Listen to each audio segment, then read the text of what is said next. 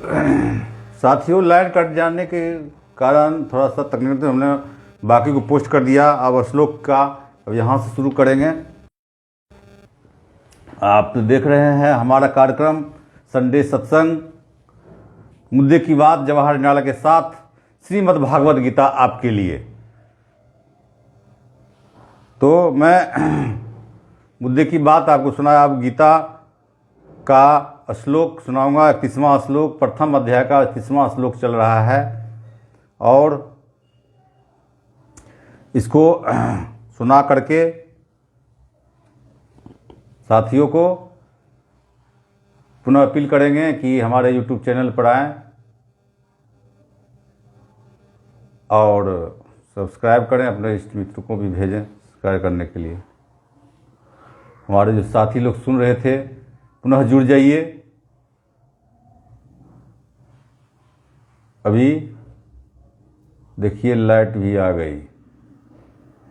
Light करने के कारण डिस्कनेक्ट हो गया। मैं उसको जितना बना उसको पोस्ट कर दिया। अब नया से फिर जुड़ गए और कुछ साथी थे जो डिस्कनेक्ट हो गए होंगे और फिर पुनः जुड़ जाइए। जुड़ने के लिए हमारे फेसबुक पेज पर स्वागत है। न च श्रेयो अनुपश्यामि हत्वा स्वजन माहे, न कांड छे विजयम कृष्ण न च राज्यम सुखानि च, न तो च भी श्रेयः कल्याण अनुपश्यामि, पहले से देख रहा हूँ, हत्वा मार कर स्वजनम अपने संबंधियों को, आहवे युद्ध में न तो कार्ड से आकांक्षा करता हूँ, विजयवम विजय कृष्ण हे कृष्ण, न तो च राज्यम सुखानि, उसका सुख च भी। हे कृष्ण, इस युद्ध में अपने ही स्वजनों का वध करने से न तो मुझे कोई अच्छाई दिखती है और न मैं उससे किसी प्रकार की विजय, राज या सुख की इच्छा रखता हूँ।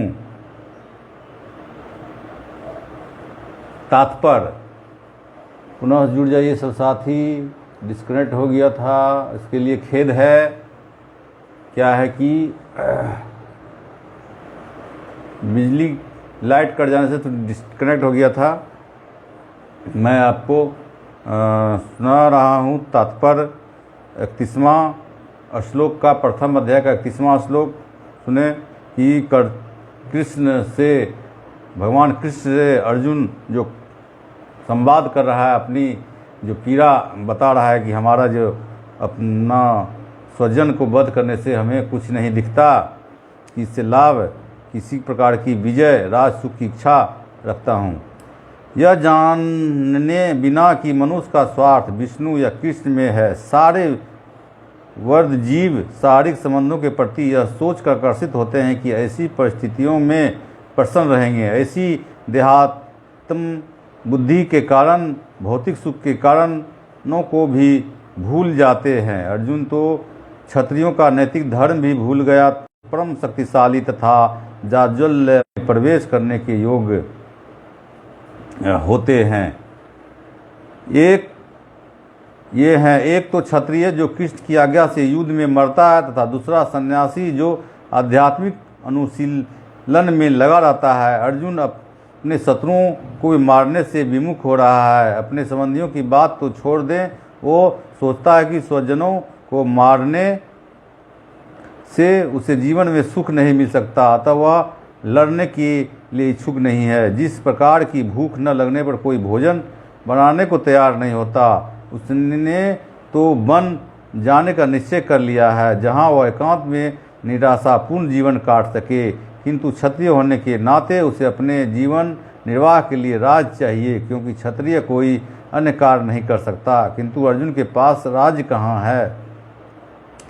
उसके लिए तो राज प्राप्त करने का एकमात्र अवसर है कि अपने बंधु बांधवों को लड़कर अपने पिता के राज का उत्तराधिकारी प्राप्त करे, जिसे वह करना नहीं चाह रहा है। इसलिए वह अपने को जंगल में एकांतवास करके निराशा का एकांत जीवन बिताने के योग समझता है।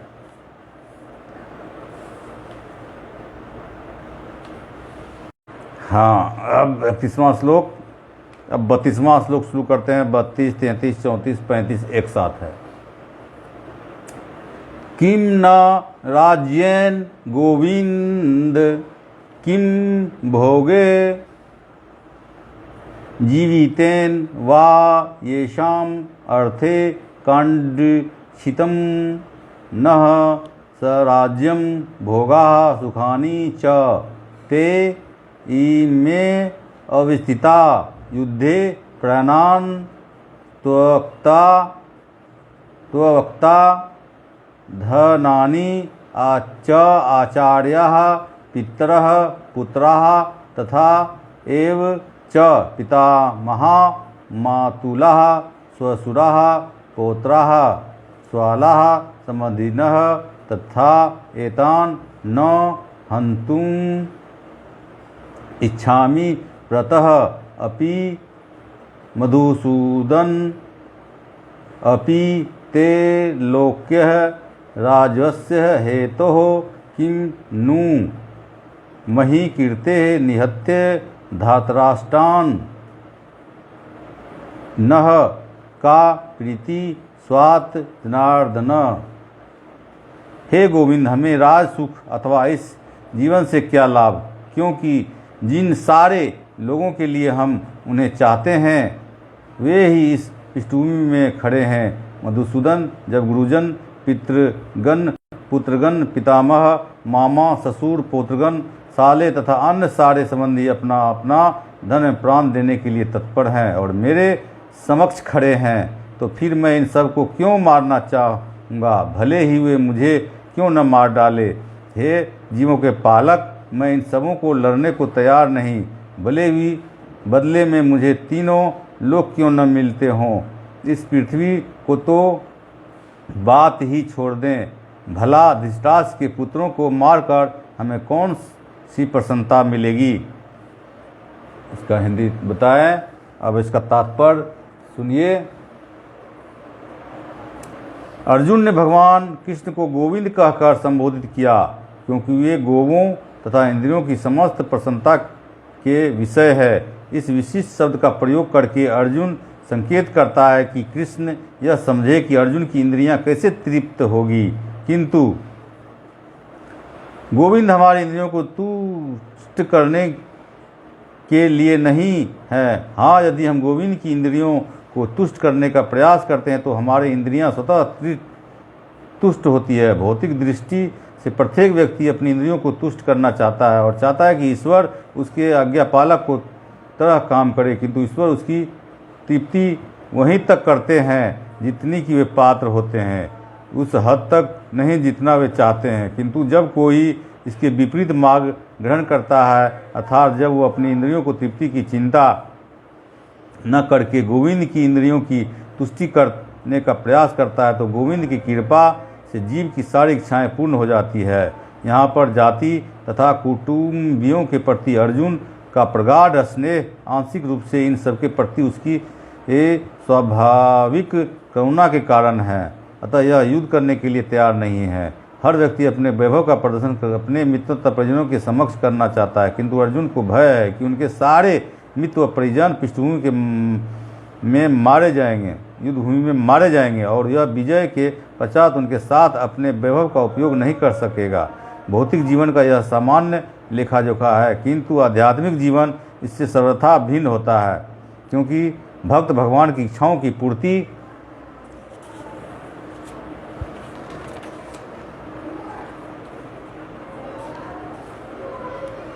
करना चाहता है। अतः भगवान इच्छा होने पर यह भगवान की सेवा के लिए सारे ऐश्वर्य स्वीकार कर सकता है, किंतु यदि भगवत इच्छा न हो तो ऐसा विग्रहण नहीं करता। अर्जुन अपने संबंधियों को मारना नहीं चाह रहा था, और यदि उनको मारने की आवश्यकता हो तो अर्जुन की इच्छा थी कि कृष्ण स्वयं इसका वध करे। इस समय उसे यह पता नहीं है कि कृष्ण उन सबों को युद्ध भूमि में आने के पूर्व ही मार चुके हैं और अब उसे निमित्त मात्र बनना है। इनका उद्घाटन अगले अध्याय में होगा। भगवान का असली भक्त होने के कारण अर्जुन अपने अत्याचारी बंधु बांधवों के प्रति शोध नहीं लेना चाहता था, किंतु यह तो भगवान की योजना थी कि सबका वध हो। भगवद भक्त दुष्टों से प्रतिशोध नहीं लेना चाहते, किंतु भगवान दुष्टों द्वारा भक्त के उत्पीड़न को सहन नहीं कर पाते। भगवान किसी व्यक्ति को अपनी इच्छा से क्षमा कर सकते हैं, किंतु यदि कोई उनके भक्त पर को हानि पहुंचाता है तो उसे क्षमा नहीं करते। इसलिए भगवान इन दुराचार्यों का वध करने के लिए उद्यत थे, यद्यपि अर्जुन उन्हें क्षमा करना चाहता था। 36वां श्लोक है,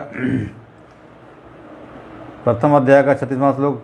पापम एव आस येत अस्मान हत्वा एतान आतताइन तस्मात् न अहम वयम हंतुम धृतराष्ट्रान सह बांधवान स्वजनम ही कथम हत्वा मुखीन स्वाम माधव।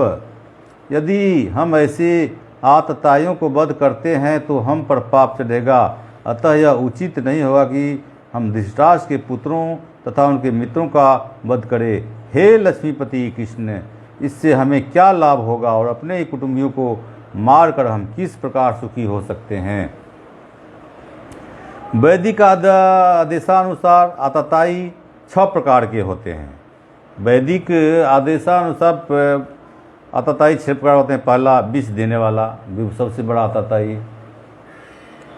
घर में अग्नि लगाने वाला, घातक हथियार से आक्रमण करने वाला, धन लूटने वाला, दूसरों की भूमि हड़पने वाला, पराई स्त्री का अपहरण करने वाला। ऐसे आतताइयों को तुरंत वध कर देना चाहिए, क्योंकि इसके वध से कोई पाप नहीं लगता। आतताइयों का इस तरह वध करना किसी समान व्यक्ति की शोभा दे सकता है, किंतु अर्जुन कोई समान व्यक्ति नहीं है, यह स्वभाव से साधु है, अतः वह इसके साथ साधुवत व्यवहार करना चाहता था, किंतु इस प्रकार व्यवहार क्षत्रियों के लिए उपयुक्त नहीं। यद्यपि राज के प्रशासन के लिए उत्तरदायी व्यक्ति को साधु प्रकृति का होना चाहिए, किंतु उसे कायर नहीं होना चाहिए। उदाहरणार्थ, भगवान राम इतने साधु थे कि आज भी लोग रामराज में रहना चाहते हैं, किंतु उन्होंने कभी कायरता प्रदर्शित नहीं की। रावण आतताइयों का था, क्योंकि वह राम की पत्नी सीता का अपहरण करके ले गया था, किंतु राम ने उसे ऐसा पाठ पढ़ाया कि विश्व इतिहास में बेजोड़ है। अर्जुन के प्रसंग में विशिष्ट प्रकार के आतताइयों से भेंट होती है। ये है उसके निजी पितामह, आचार्य, मित्र, पुत्र, पौत्र इत्यादि। इसलिए अर्जुन ने विचार किया कि उसके प्रति यह सामान्य आतताइयों जैसा कटु व्यवहार न करे। इसके अतिरिक्त साधु पुरुषों को तो क्षमा करने की सलाह दी जाती है। साधु पुरुषों के लिए ऐसे आदेश किसी राजनीतिक आपातकाल से अधिक महत्व रखते हैं। इसलिए अर्जुन ने विचार किया कि राजनीतिक कारणों से स्वजनों का वध करने की अपेक्षा धर्म तथा सदाचार की दृष्टि से उन्हें क्षमा कर देना श्रेयस्कर होगा। अतः क्षणिक शारीरिक सुख के लिए इन तरह का वध करना लाभप्रद नहीं होगा। अतः जब सारा राज तथा उसके प्राप्त सुखी अस्थायी नहीं है, तो फिर अपने स्वजनों को मारकर अपने ही जीवन तथा शाश्वत मुक्ति की संकट में क्यों डाले। अर्जुन द्वारा कृष्ण को माधव अथवा लक्ष्मीपति के रूप में संबोधित करना ही सार्थक है। लक्ष्मीपति कृष्ण को यह बताना चाह रहा था कि उसे ऐसा काम करने के लिए प्रेरित न करे जिससे अनिष्ट हो, किंतु कृष्ण कभी भी किसी का अनिष्ट नहीं चाहते, भक्तों का तो कदापि नहीं। 37वां श्लोक एक साथ है, सुना जाए। यदि अपि एते न पश्याति लोभ उपहत चेतस कुल क्षय कृतम दोषम मित्र दोहे च पातकम कथम से यम असाम्भी पापात अस्मात् निर्वीति तुम कुल क्षय कृतम दोषम प्रपश्यति। जनार्दन, हे कृष्ण, हे जनार्दन, यद्यपि लोभ से अभिभूत चित्त वाले लोग अपने परिवार को मारने या अपने मित्रों को से द्रोह करने में कोई दोष नहीं देखते, किंतु हम लोग जो परिवार के विनष्ट करने में अपराध देख सकते हैं, ऐसे पाप कर्मों में क्यों प्रवृत्त हों।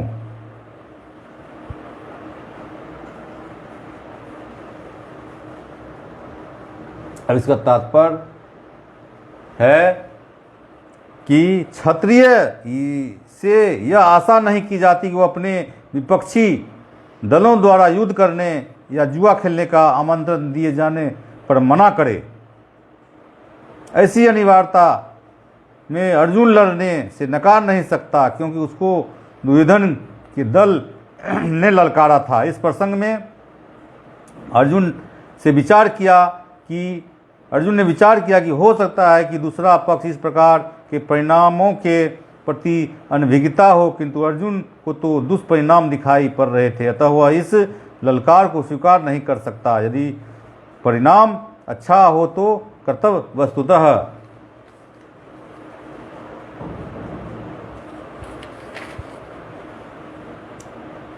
पालनीय है, किंतु यदि परिणाम विपरीत होते तो इसके लिए वाद नहीं होते। इस पक्ष विपक्ष पर विचार करके अर्जुन ने युद्ध न करने का निश्चय किया।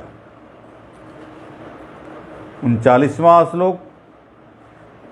कुल क्षये परन्नस्यन्ति कुल धर्माः मानात्नः धर्मे नष्टे कीर्तम कीर्तिश्रम अधर्म अभिभवति उतः। कुल का नाश होने पर सनातन कुल परंपरा नष्ट हो जाती है और इस तरह शेष कुल भी अपने अधर्म में प्रवृत्त हो जाता है।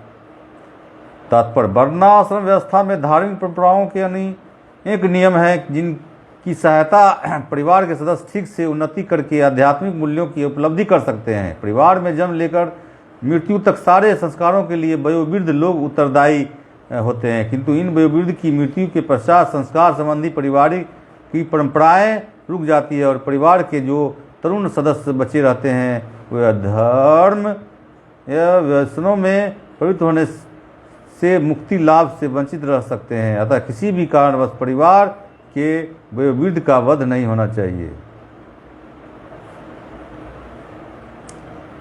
अधर्म अभिवात कृष्ण प्रदूष्यति कुल शिख्य श्रीषु दृष्टासु वार्षणये जायते वर्ण संक्रह। हे कृष्ण, जब कुल में अधर्म प्रमुख हो जाता है तो कुल की स्त्रियां दूषित हो जाती है और स्त्रीत्व के पतन से ही विष्टिवंशी अवांछित संतानें उत्पन्न होती है।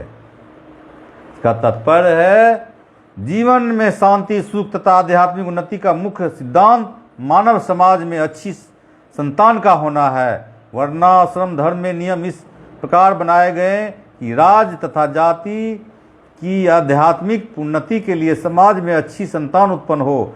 ऐसी संतान समाज में स्त्री के अस्तित्व और उसकी निष्ठा पर निर्भर करती है। जिस प्रकार बालक सरलता से कुंभगामी बन जाते हैं, उसी प्रकार स्त्रियां भी पत्नोमुखी होती है तथा बाल तथा स्त्रियां दोनों को इस समाज के वयोवृद्ध का संरक्षण आवश्यक है।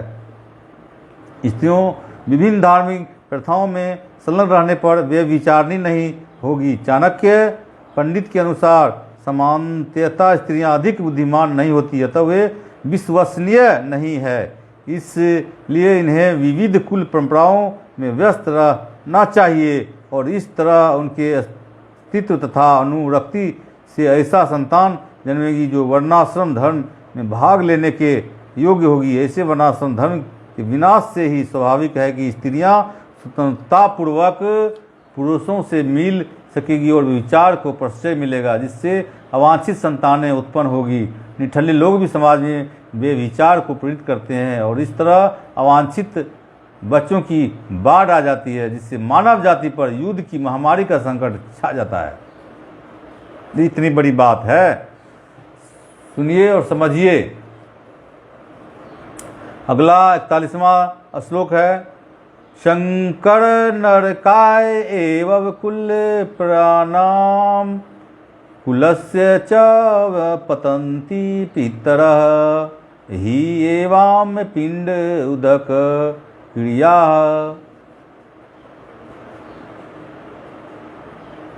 अवांछित संतानों की वृद्धि से निश्चित निश्चय ही परिवार के तथा पारिवारिक परंपरा को विनष्ट करने वाले के लिए नारकीय जीवन उत्पन्न होता है।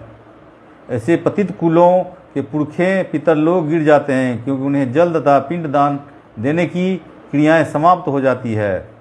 तात्पर्य, सकाम कर्म के विधि विधानों के अनुसार कुल के पितरों को समय समय पर जल तथा पिंडदान दिया जाना चाहिए। यह दान विष्णु पूजा द्वारा किया जाता है, क्योंकि विष्णु को अर्पित भोजन के उत्कृष्ट भाग प्रसाद के खाने से सारे पाप कर्मों के उद्धार हो जाते हैं। कभी कभी पितरगण विविध प्रकार के पाप कर्मों से ग्रस्त हो सकते हैं और कभी कभी उनमें से कुछ को स्थूल शरीर प्राप्त न हो सकते हैं, कारण उन्हें प्रेतों के रूप में सूक्ष्म शरीर धारण करने के लिए बाध्य होना पड़ता है। अतः जब वंशजों द्वारा पितरों को तथा प्रसाद अर्पित किया जाता है तो उनके प्रेत यानी या अन्य प्रकार के दुखमय जीवन से उद्धार होता है। पितरों को इस तरह की सहायता पहुंचाना कुल परंपरा है, और जो लोग भक्ति का जीवन यापन नहीं करते उन्हें ये अनुष्ठान करने होते हैं। केवल भक्ति करने से मनुष्य सैकड़ों तथा हजारों पितरों को ऐसे संकटों से उबार सकता है। भागवत 11वां स्कंद 5वां अध्याय श्लोक में कहा गया है, देवर्षि भूताप्तानुनाम पीर्ते नाम च किंकरो नायमिर्नो च राजन सर्वात्मनाय शरणं शरणयं गतो मुकुंदम परिहत्य कर्तव्यम।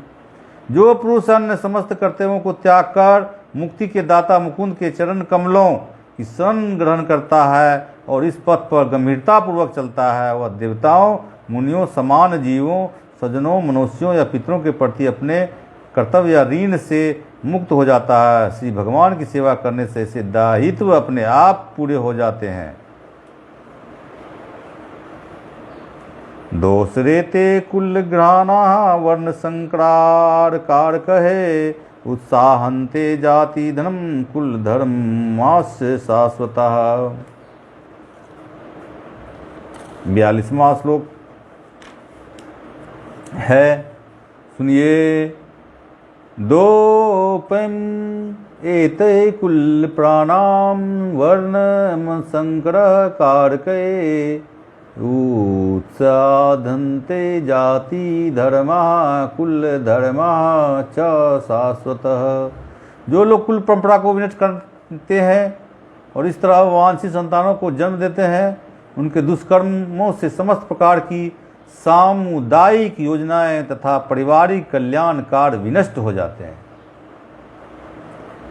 तात्पर्य, सनातन धर्म या वर्णाश्रम धर्म द्वारा निर्धारित मानव समाज के चारों वर्णों के लिए सामुदायिक योजनाएं तथा पारिवारिक कल्याण कार्य इसलिए नियोजित है कि मनुष्य धर्म मोक्ष प्राप्त कर सके। अतः समाज के अनुत्तरदायी नायकों द्वारा सनातन धर्म परंपरा के विखंडन से उस समाज के अव्यवस्था फैलती है तथा फलस्वरूप लोग जीवन के उद्देश्य विष्णु को भूल जाते हैं। ऐसे नायक अंधे कहलाते हैं, और जो लोग इनका अनुगमन करते हैं वे निश्चय ही कुव्यवस्था की ओर अग्रसर होते हैं।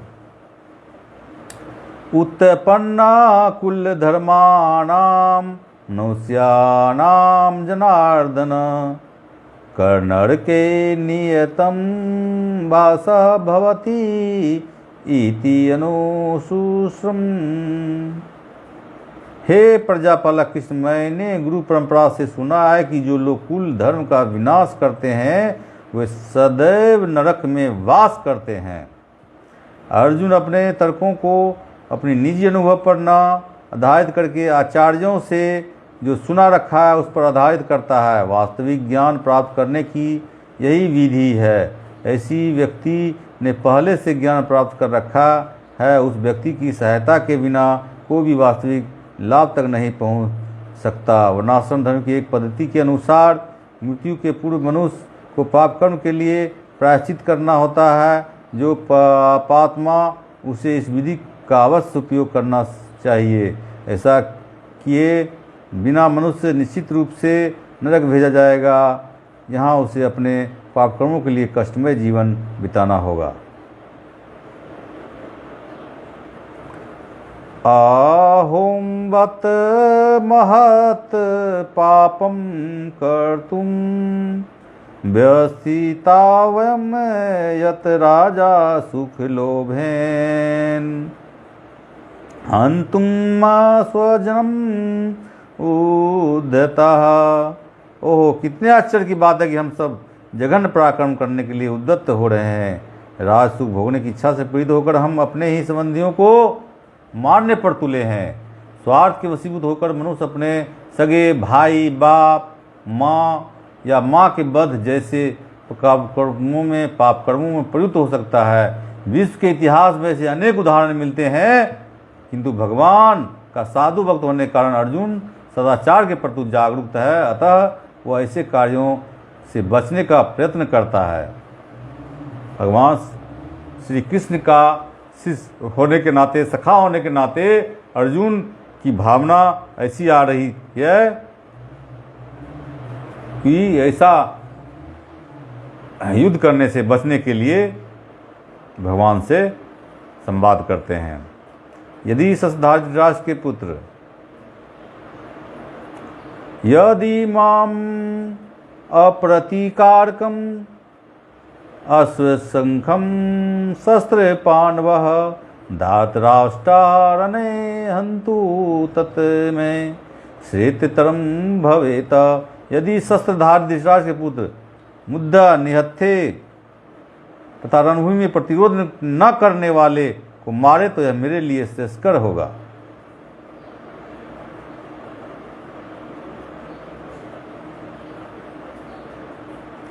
तात्पर्य, क्षत्रियों के युद्ध नियमों के अनुसार ऐसी प्रथा है कि निहत्थे तथा विमुख शत्रु पर आक्रमण न किया जाए, किंतु अर्जुन ने निश्चय किया कि शत्रु भले ही इस विषम अवस्था में उस पर आक्रमण न कर दे, किंतु वह युद्ध नहीं करेगा। उनसे इस पर विचार नहीं किया कि दूसरा दल युद्ध के लिए कितना उद्यत है। इन लक्षणों का कारण उनकी दया दृढ़ता है, जो भगवान के महान भक्त होने के कारण उत्पन्न हुई है। संजय उवाच